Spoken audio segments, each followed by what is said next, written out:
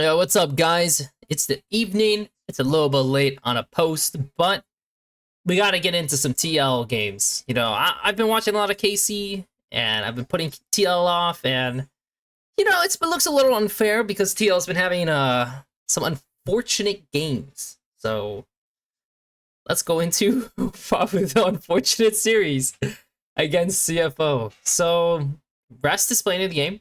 They switch in and out with Driver and Rest, which is, again, very interesting because the fact that they can find success with a sub system is like that almost like never works for league teams. Impact is on a carry against Cassante. So, and like this is the kind of game that like Gwen can have a lot of good moments if she does well enough. We got the classic Vi to Leah combo, and this is something you saw like Mad do quite often in LEC. And of course, it's probably APA's best normal champion in the meta. So that's kind of a pro for him. And then Kaisa Rakan versus Ezreal Alistar. It's just fine. It's perfectly fine. And yeah, I mean, we'll go into it.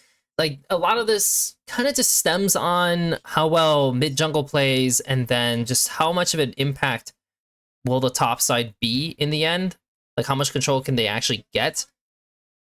But it's not a bad draft by TL, and it's not an awful draft by CFO. That's pretty much it. I mean, I'm not like leaning over one side over the other, to be honest.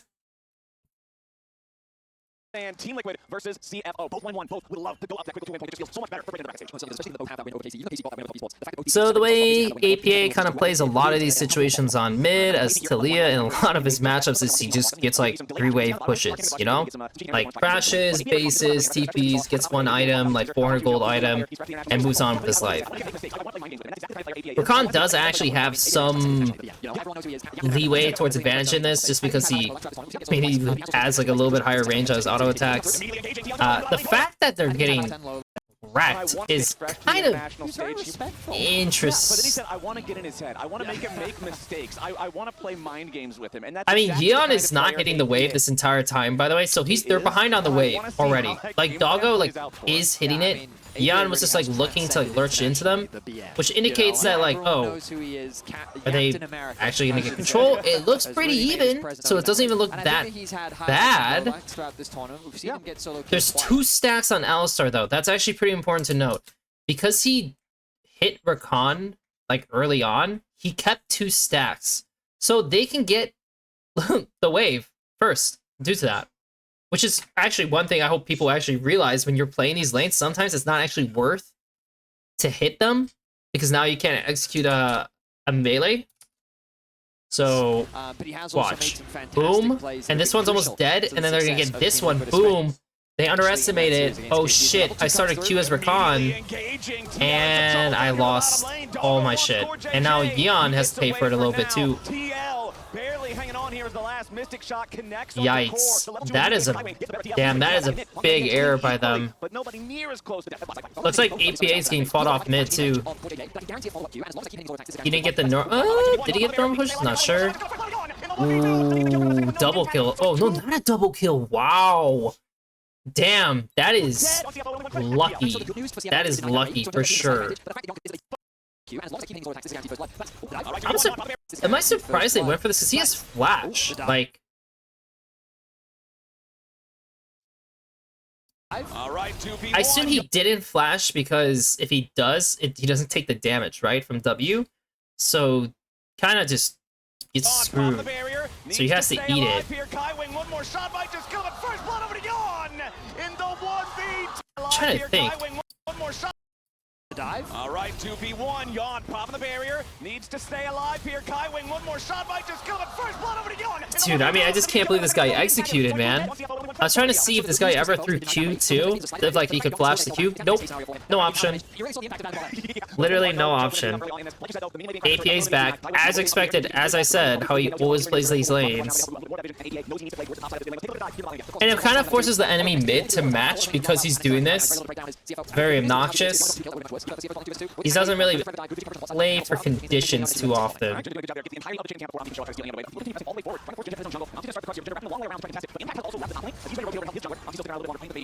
It's pretty good. Not bad, Umti. Pretty good. Yikes. It looked like we might get a scrap there. Everybody decides nothing to fight for. It looks like he actually, I mean, it's pretty nice that he did actually find something. God, the only thing I don't like, so this was good, and then why does he walk back into the queue? Because he could pretty much just walk around and it'd be fine. Probably also just wants the base as well, unless he thinks that he can get a fast push over a Seer on mid. Obviously he hits the queue, you know, cool, but like, damn, that's just rough. That's rough. There's some pretty good wards on top side, and Grubs is in 40. The Gwen has good control, and she has TP over Rest, and a very solid CS lead, so like, at this point, yeah, Grubs looks like real good for how the situation's panning. Junja's here. But the thing is he allowed to take this? Like, when Impact leaves, he's basically doing this because he wants to contest the Grubs with him, right? Here with the Weaver's wall, and they want to shut that potential down in the bot lane as Umpty will take the opportunity. Is it an error in where he TP'd? Because like he could have TP'd on the right line. Keep your eyes on the minimap and notice that Core JJ is moving on the map, whereas Kaiwing is at the. And what is Rakan doing? There will be an angle. How? Look at the roam coming for Yon. I mean, the wave is still coming into them, and Yon has full sums again. I guess there's a reality that he could be dove, so Core can't really leave. Still move out of that knock up anyway, as Junja hanging out. Is it just because Impact's base is a little off? Because I mean, he could base on this right now. Flash still available. Like, he doesn't have to do another wave top. He could base, and the K'Sante will try to one-shot the wave, then he'll TP and take the wave on turret, and he would have been ready. Like, he would have been ready to just take the wave and then walk. And even now, though, like, I'm pretty sure it crashed top, right?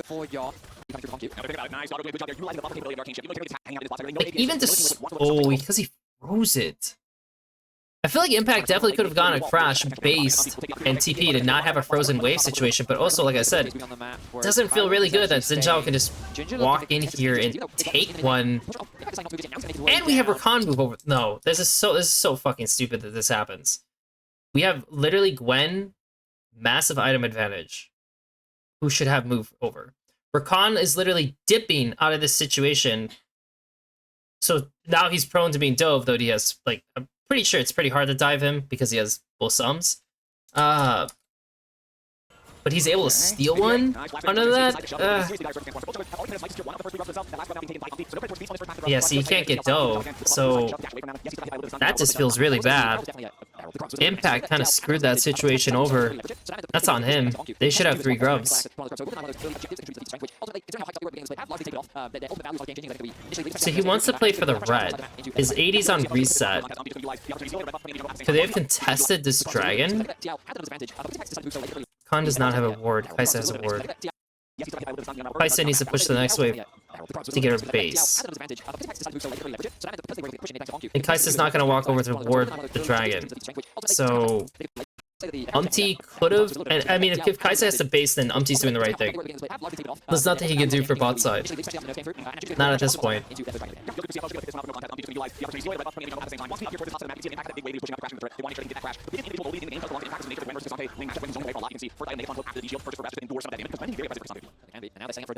They're gonna dive K'Sante?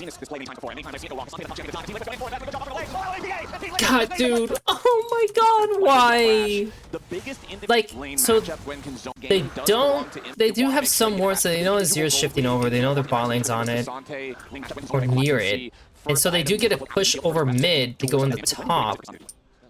But it's always like a, like, diving K'Sante is always a risk. It always is a risk. And what does the Rakan do? get that crash. The biggest individual gold lead in the game does belong. I mean, technically, the Rakan could have just gone top for this situation himself. And then Talia could push this wave and cover bot. Or even use her TP in that way as well. Certainly can be. And now they're setting up for a dive onto rest. The roam's coming through from APA as well. Okay. If they really wanted to, they could 4v1 dive top. And many times I have seen it go wrong. Cassante is a tough champion to dive. I mean, so he, like, it's just it's just terrible execution in the first place. Like, awful execution to begin with. Misses the Q. He clearly is an R. Instantly Rs. Wait, how does APA fucking tanking? Oh, that's so awkward, dude. They literally got out of range? Or is it because they didn't do any damage? He took. Oh my god, it's because APA fucking took turret aggro first. Because he missed the Q. Missed the Q, so he just dies. Oh my god. That's so stupid. Okay, I mean, nice return.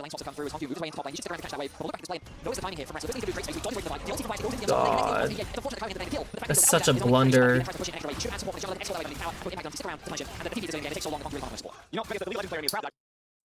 That's such a blunder.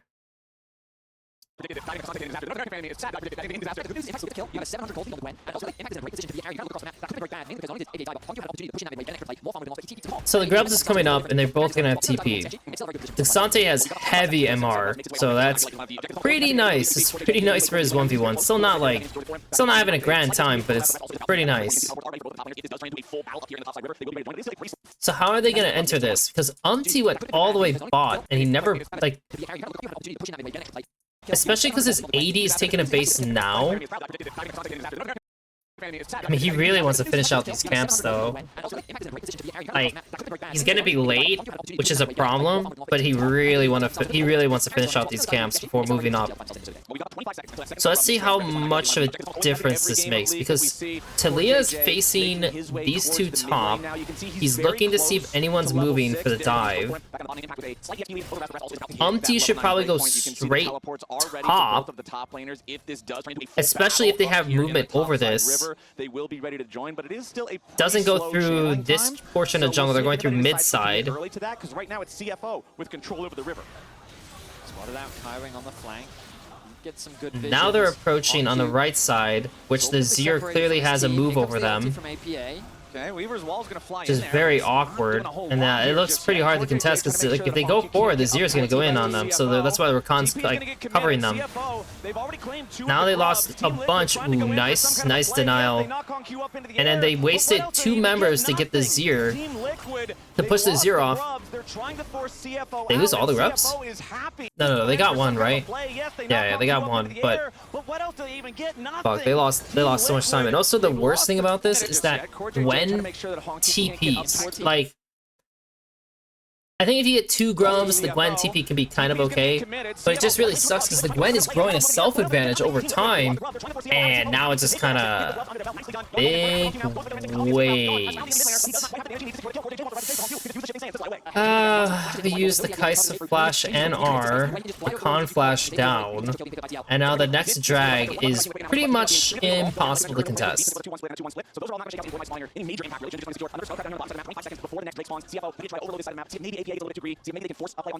I mean, I don't know. I personally would find this dragon to be a little awkward to contest, because like your AD just used ulti flash, like seems not ideal. Yeah, they can't get it.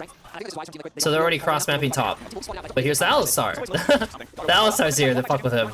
So they push him off. He's low HP. Oh my god, he dies? He stole away some little chickens. Wise from Team Liquid. They don't feel able to but then, spike on Doggo. so I don't understand, if you know that this is gone, because look at where Vi is. It's not even like Vi staying on bot side to move through bot with you or go through top mid. You're not looking for anything, so Rakan's bot to like give vision for Talia, which I guess that's okay. It's just kind of sucks because it's like, APA gets a little bit too greedy. See if wouldn't it be just a play on. Man, this is so awkward.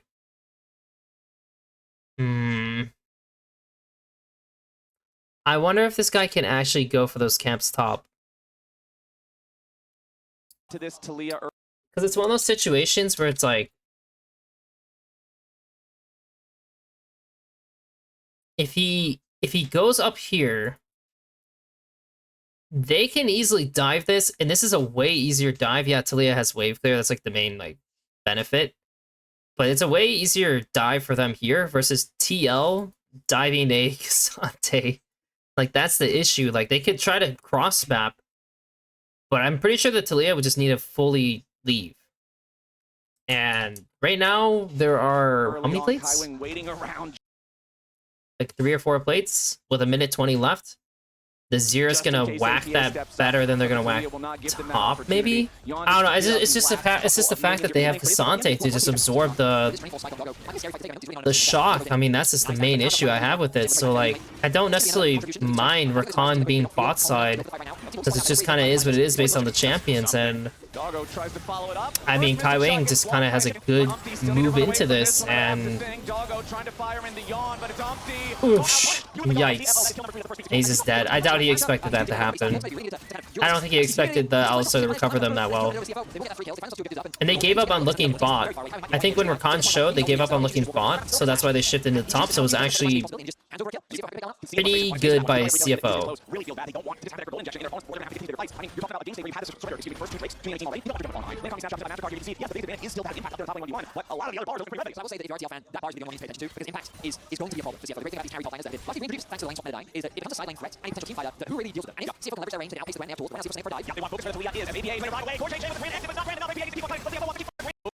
Team fighter that who really deals with them, and if CFO can well, leverage guys, their range, they can outflank. How did we end up in this situation? Because Vi dies here. They're going through bot to get vision. The Kai'Sa's mid.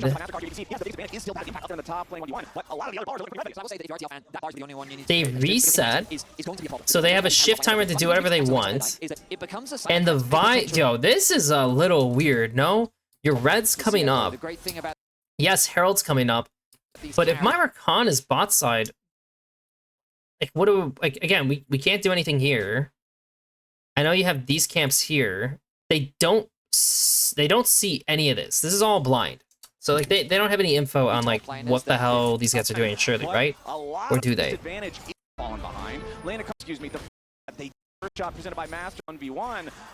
They have that blue ward there. When does it die? It dies now.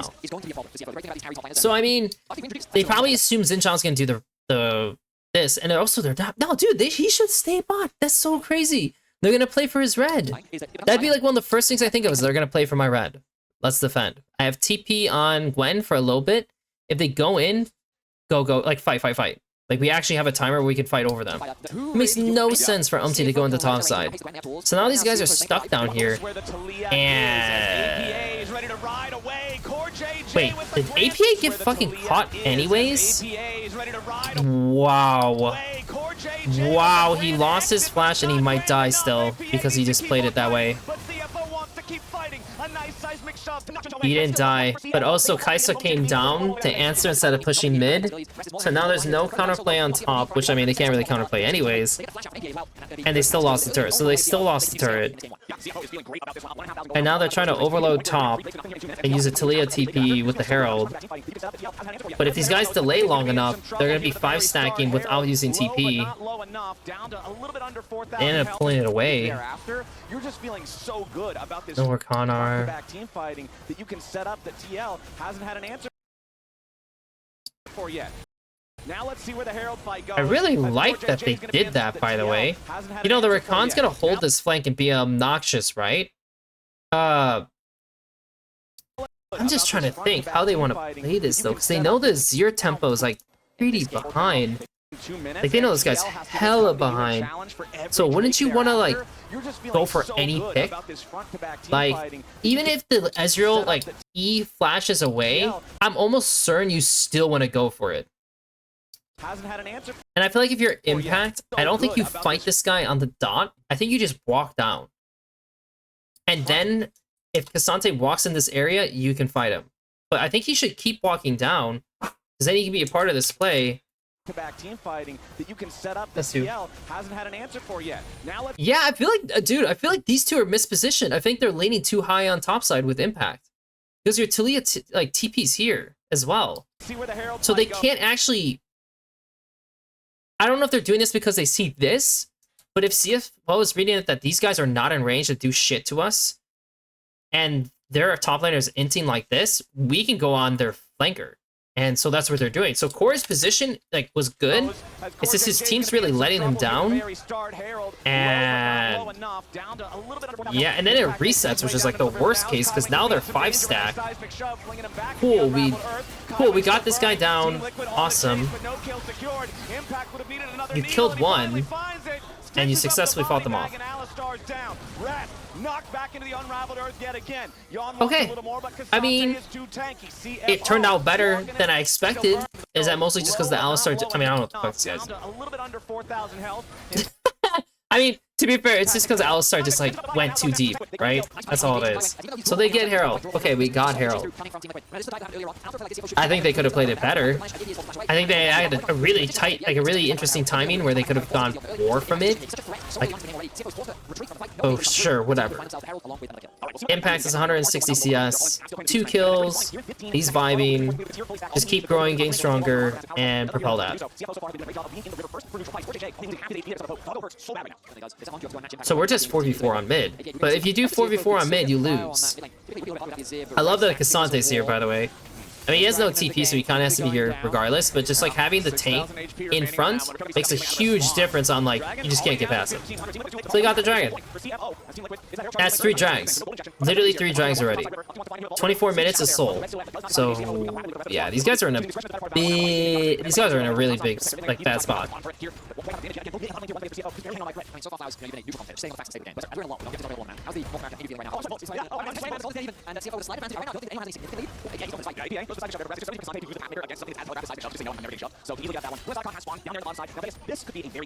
I also really like that they have the Zir fighting into the Gwen. Like, doing this, these lane assignments by CFO have been paying off big time.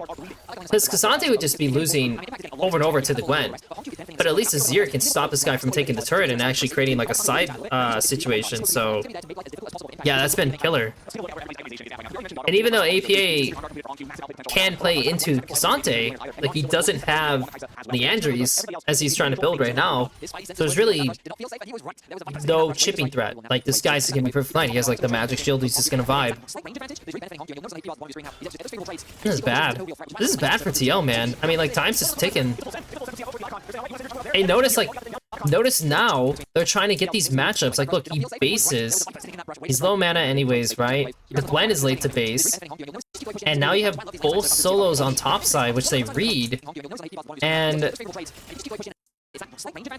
they also know they've had perma-mid push. Perma-mid push.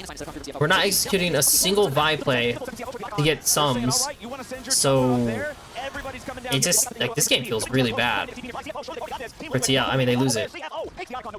And even though the outcome is that, like, okay, we got, like, the top turret. That doesn't matter. Also, what the fuck? So Umpty killed the ping, and he even hit the vision plant, which makes it incredibly obvious that he could be hiding. It really does. And they even see a pink here, they're like, there's no way there's a pink there without someone being here. So they just like, it's super easy to read this.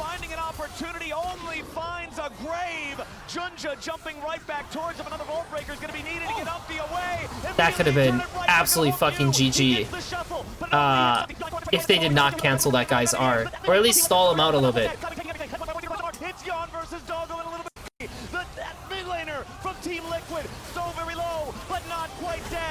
Oh man, Doggo's R, and he missed the Q. That's a rip. He actually a little bit more in the tank. Oh boy. I mean, they got soul. They literally got soul. 24 minutes soul. Not a good game by Umpty, man. I don't know what he's cooking, but it's not good.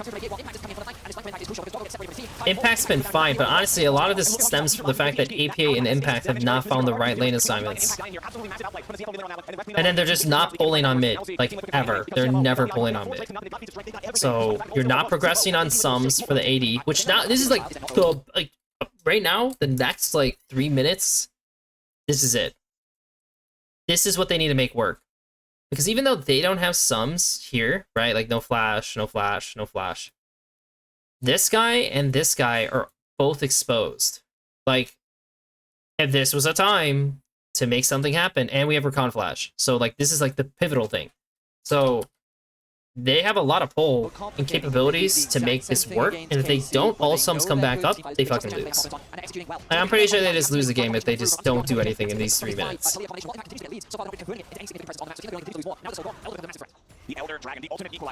So how do we do it? The Recon's getting wards on bot side, we're fishing on bot side.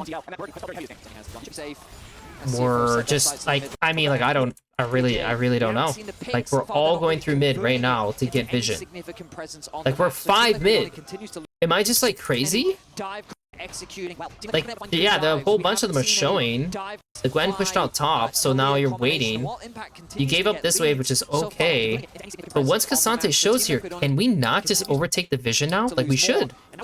We should all walk in the top side and get all this vision with Rakan, with Talia, play 2 lanes, we're not going bot lane, and we're gonna hope they int, or do something. Because that's your moment. But instead we go bot side, now we're gonna take a turret, but we're losing mid turret. We're not even top side to keep pushing, which Impact should be. I mean, if you're gonna give mid turret, Impact should be pushing out top, so he failed to do that. Now you're giving up vision in your top jungle, and the flashes are gonna come back up, so the game's over. Like, that's it. Dude, that's it. There's no way they're winning this. There's no way. I mean, I know they don't win it, right? But, like, just from a perspective of gameplay, because they failed to do this, like, now, look, now they're pulling Baron, and finally, you want to go. It doesn't matter. It's too late.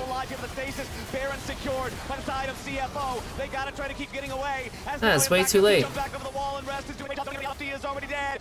Nah, it's way too late, man. Damn. Kai Wing had a pretty solid game, not gonna lie.